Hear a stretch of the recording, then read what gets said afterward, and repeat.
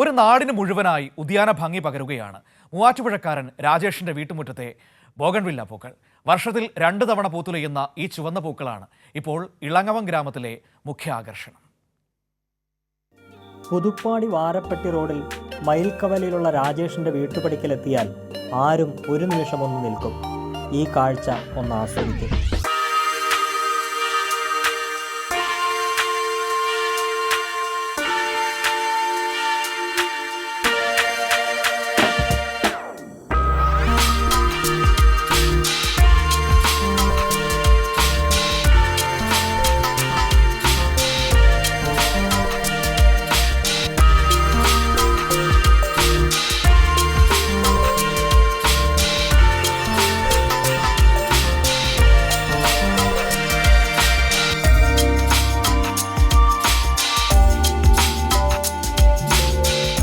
അമ്പഴമരത്തിൽ പടർന്നു കയറി പൂത്തുലഞ്ഞു നിൽക്കുകയാണ് ബോഗൺവില്ല പൂക്കൾ. ഈ ചുവന്ന പൂങ്കാവനം നൽകുന്ന ദൃശ്യഭംഗി ഇളങ്ങവം ഗ്രാമക്കാരെ വിസ്മയിപ്പിക്കുകയാണ്.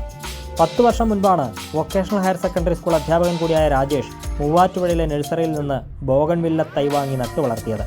പലരും ചട്ടിയിൽ മാത്രം ബോഗൺവില്ല വളർത്തുമ്പോൾ കൃത്യമായ പരിചരണത്തിലൂടെ ബോഗൺവില്ലയെ പടർന്ന് പന്തലിച്ച് നിൽക്കുന്ന വൃക്ഷത്തിന് സമാനമാക്കാനും കഴിയുമെന്ന് രാജേഷ് തൻ്റെ അനുഭവത്തിലൂടെ തെളിയിക്കുകയാണ്. 1-2 ചെടി കൊണ്ട് ഒരു പൂന്തോട്ടത്തിൻ്റെ പ്രതീതി ജനിപ്പിക്കണമെന്ന ആഗ്രഹം ഉണ്ടായിരുന്നു.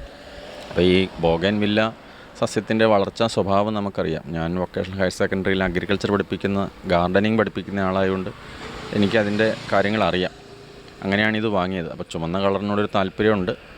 അപ്പോൾ നക്ഷത്രമരമായിട്ട് വീടിന് മുമ്പിൽ ഒരു അമ്പഴം നിർത്തിയിരുന്നു. ആ അമ്പഴത്തേലാണ് ഞാനിത് കയറ്റിയിരിക്കുന്നത്.